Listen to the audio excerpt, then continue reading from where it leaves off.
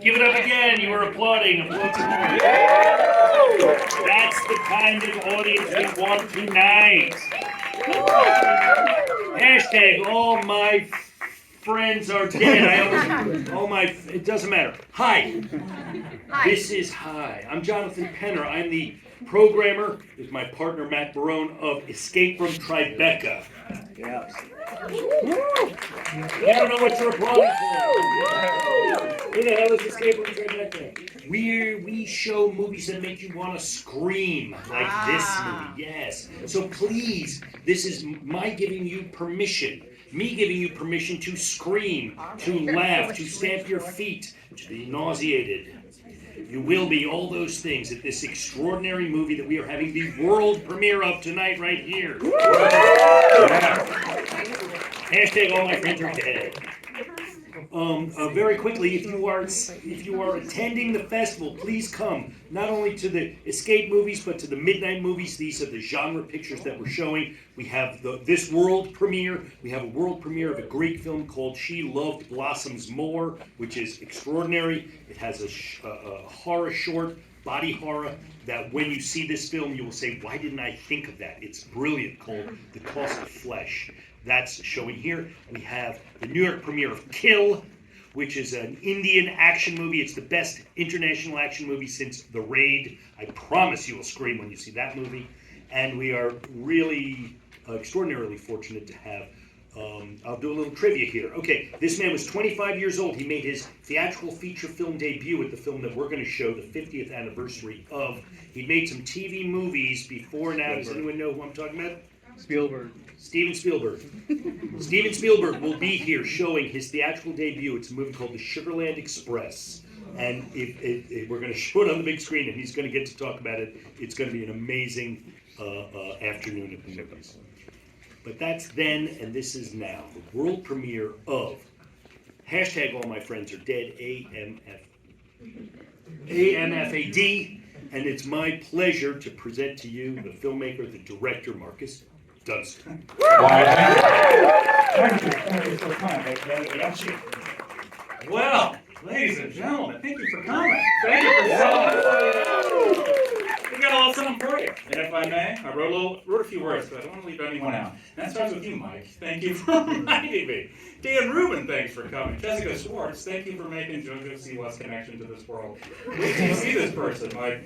We knew of elements of this person's life, but a really game soul performer showed up and wishing nothing but success. It was awesome. So, okay. Thank you for giving us this night to let it rip. That says in R.I.P. because death's coming.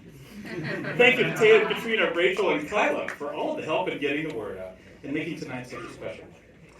For not, our movie, we wouldn't be lucky enough for this to be received, reviewed under your careful guidance in your hearts. But the life of this project began with Roundtable's John Baldecki, and here tonight, hometown hero Sarah Donnelly. From Cineverse, thank you to Brad Miska and to Yolanda Vasius. Yolanda, thank you for the support. Thank you for helping get our extra days. Thank you. All the intent behind the camera can't make even a rumor show up unless it is produced. Kirk Shaw, thank you for your heart, unflinching support, your patience, your creativity, and also for being in this film alongside Sophia Jordell. Kirk, without your arsenal of favors, family, kindness, and connections built over a staggering career, not to mention how to get a 15mm lens blown in for our third act. But none of those lenses matter unless they're shot by the beautiful eye of Andy Hodgson. Thank you for coming. This all came to be and lead, courtesy of the script by Josh Sims and Jessica Sarah. Thank you for trusting us with your story. Because we protected it with all we got. But who brought this cavalcade of death to life? A year ago, a group of strangers became old friends in Vancouver. I kind of had that line memorized. Kind of like these actors that do with impossible stuff every day. Our cast, Cardi Moore, Justin Derrickson, Ali Fumiko Whitney, and of course, the aforementioned JoJo. Thank you for giving your all. But this is a special group. For this cast, they're all true friends. They support each other once and forever.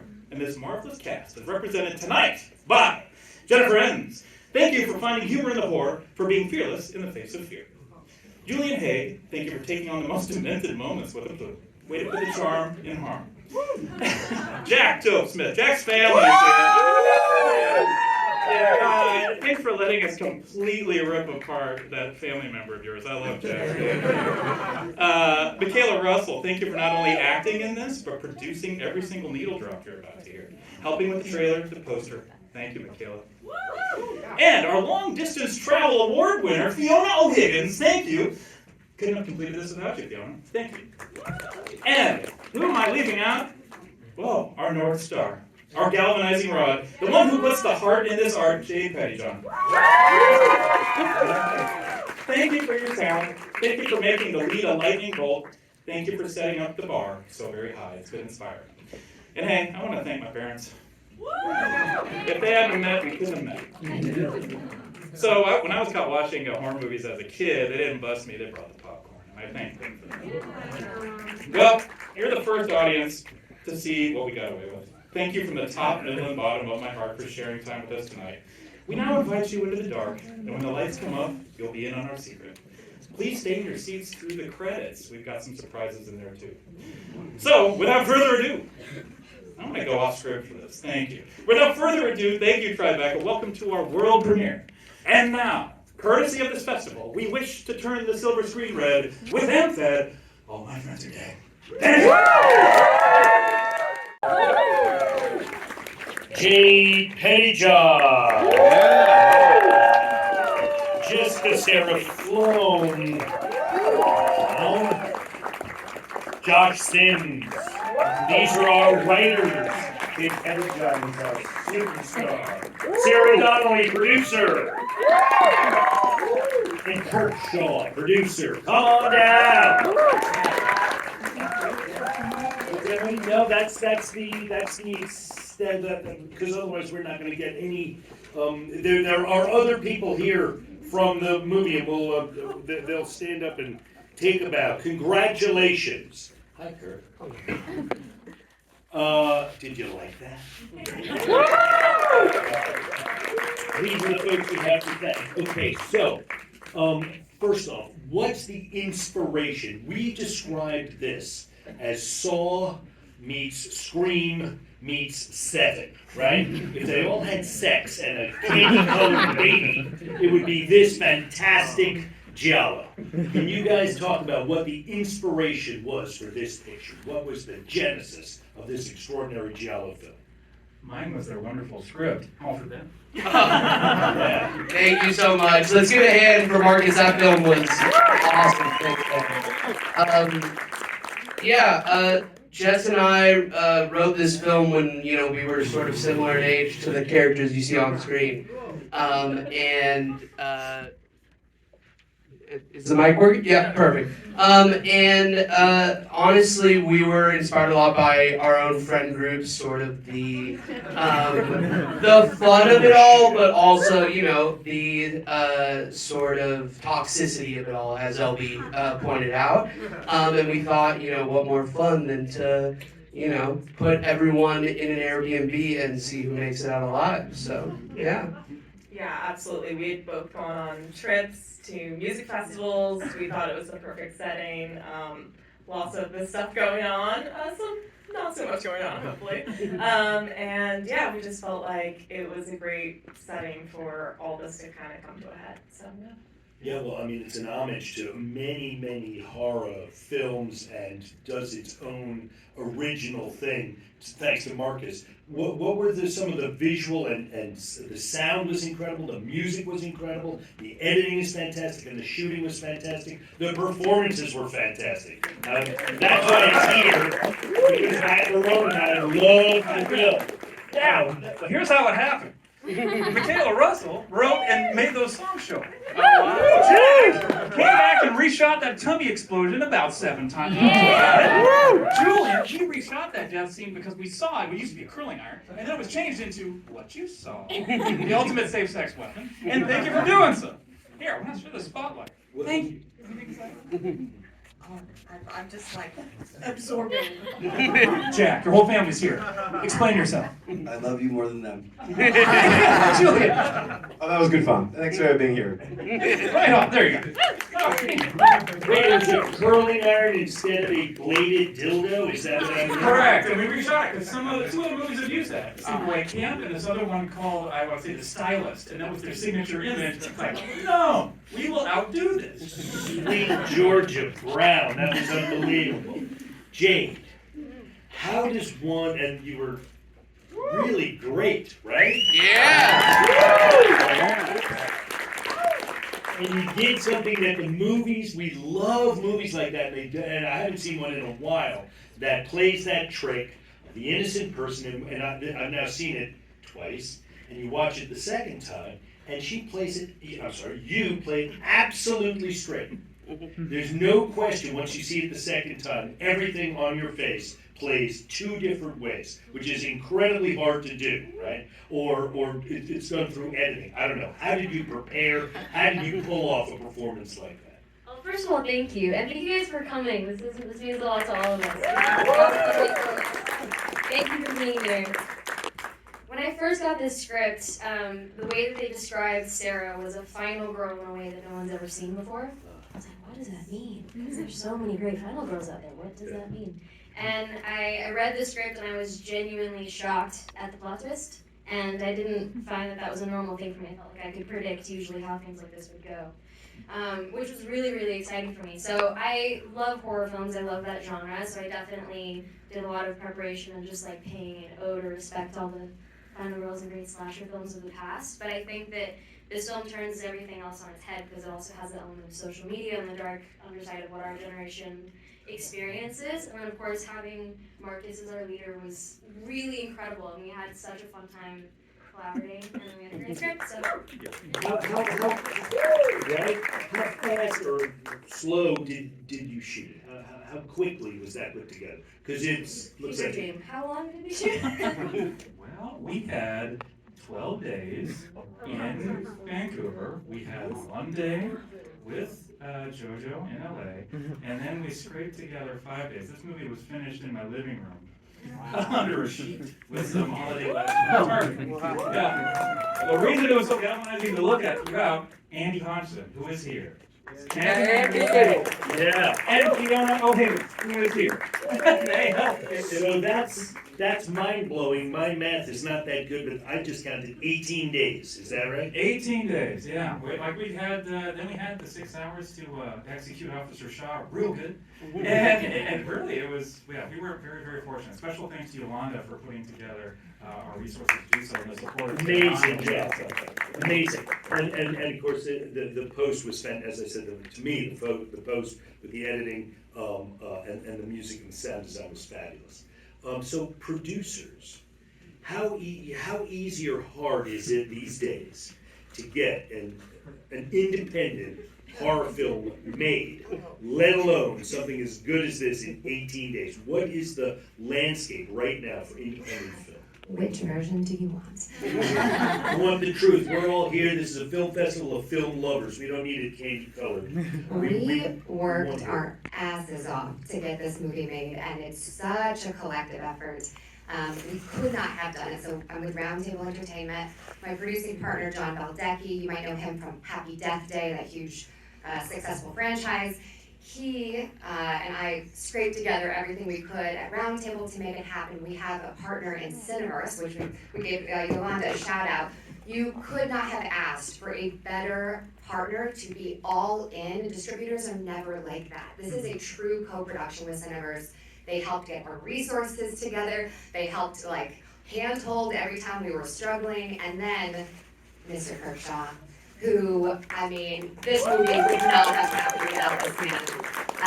And I couldn't physically be there. I had a baby just before we were going into production, and this man held it together for everybody, pulled miracles that are not possible to happen. Like, how many VFX shots do we have? 348? Wow. How many what shots? VFX.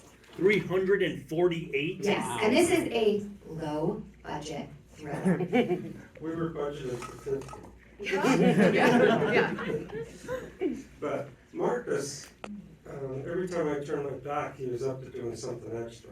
and adding another layer of this or layer of that, or, you know, like we got on the camera in one day, and all of a sudden that was 2 days. And then it became 2.5 days, and then he needed another pickup, and that became another full day. All because of his passion, his vision, and in editing, you know, we added, Marcus and the editor added layers and layers and layers to the story. The whole opening and ending sequence they were all created as the film was being edited. So it was, you know, Marcus just kept adding and interpreting, and the music that was created in, was it Australia?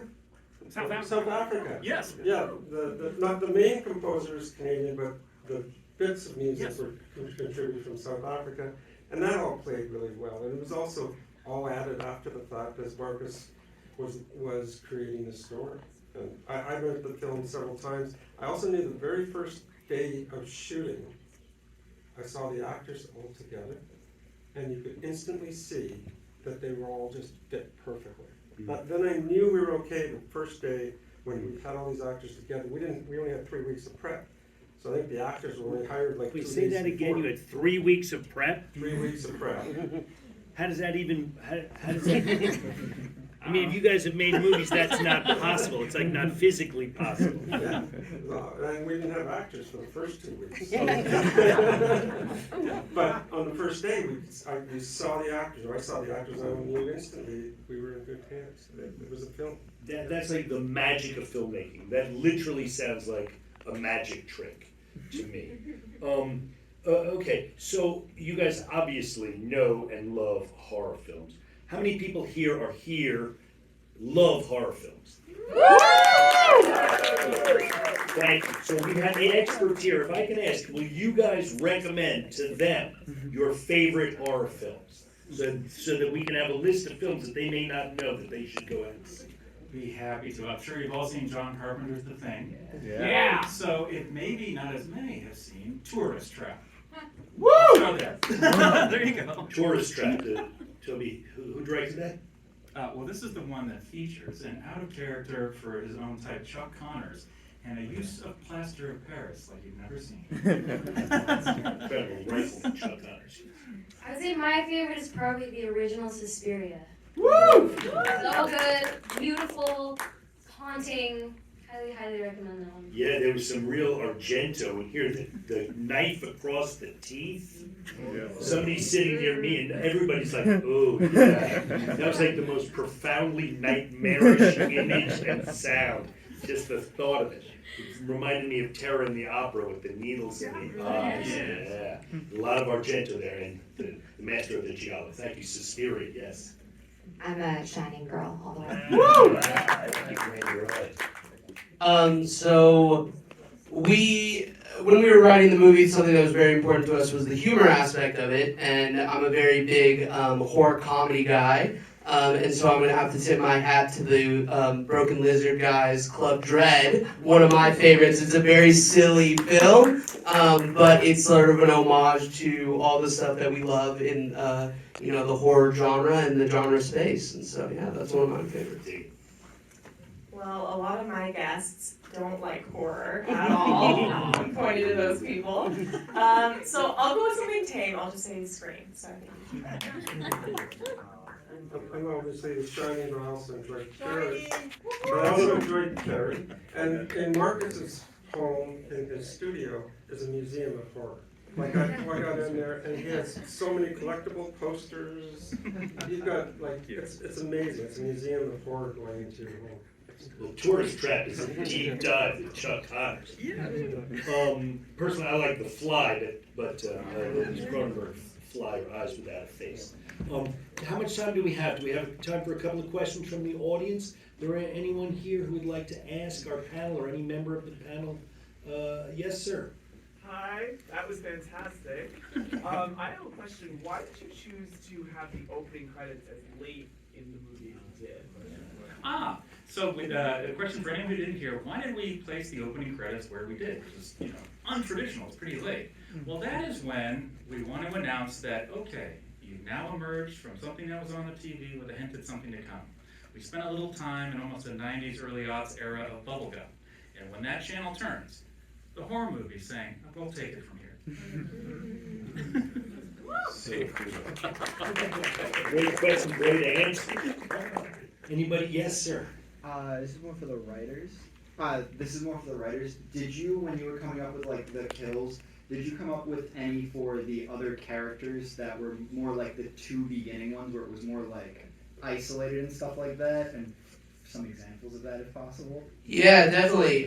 So I think the thing that's really interesting to understand about this is it truly is a collaborative process, and the script went through various drafts, and then Marcus was, this team here went and did the actual execution of this in production, and there's all these elements. For example, in the script, we had one of the characters got electrocuted in the pool, and they showed up at the house, and there was no pool at the house for production. So that's really sort of what filmmaking is. It's sort of putting out a bunch of different fires and figuring out, okay, how can we sort of improvise on the fly? And so, yeah, we had an electrocution in the pool. We had, at one point, a swinging axe thing that swung from the ceiling down and hit someone in the stomach. Mona, I believe, at one point died with acid in her makeup. So there was some stuff like that. But, in the collaborative nature of it all, when Marcus gets there, he has to sort of make all the pieces work. We can imagine as much as we want. Someone has to go and make it real, and figure out the pacing and make sure that everything fits. And I thought that he did an absolutely tremendous job. Getting all the kills together and absolutely giving another hand. Yeah. Yeah. So, what do you name the killer? It's not Ghostface. It's Digital Face. Something sexy. What do we call that bad guy? Consequence. Consequence. I like that. Shit, that's good. Any other questions from the audience? There was a hand peeking up back there. Is that a question? Somebody? Yes, sir. You kind of answered kind of about with slashers, like the mask and the look of them. Like, how did you settle on that look for the killer? It was the one way to keep Colette in there throughout. So there's even something digitally supernatural about it. Like, why is this person still heckling from the beyond? And then also the fact that it had a digital component was kind of cool, and it seemed to have homogeny to the digital age, where the voyeur that used to be hiding in the woods has now been fighting in. Will you follow me? Look all you want. Wow.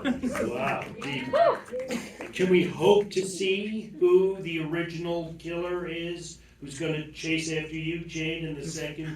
Well, I guess we'll see how successful. I'll give him a run for his money. Yeah, I want to see it. I love that you ended with that. I got to be honest. I was sitting there wondering, like, well, wait a minute. There's a killer from 20 years ago who's still out there. Where is he? And you paid it off. That was fantastic. I mean, Okay? Smash One more? Mouth is at the concert What? in 2004. Wait, I'm talking. So the first the first killer was in 2004. So the concert would be Blink-182 and Smash Mouth and all those guys. That was the first Karmapalooza.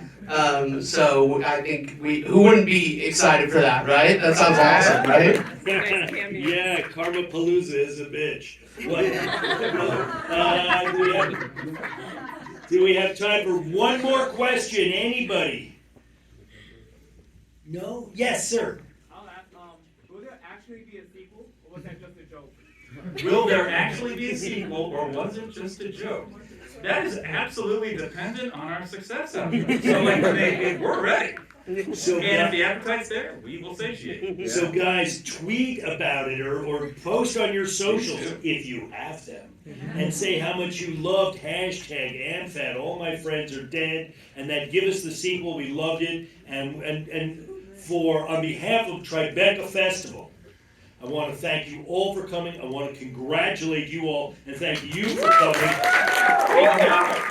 We are thrilled to have you all come here for this. Plenty of friends. There's 2 more screenings of this week, and we want to have as full a house as this. That was fantastic. Thank you all, guys. Thank you. Thank you. Thank you.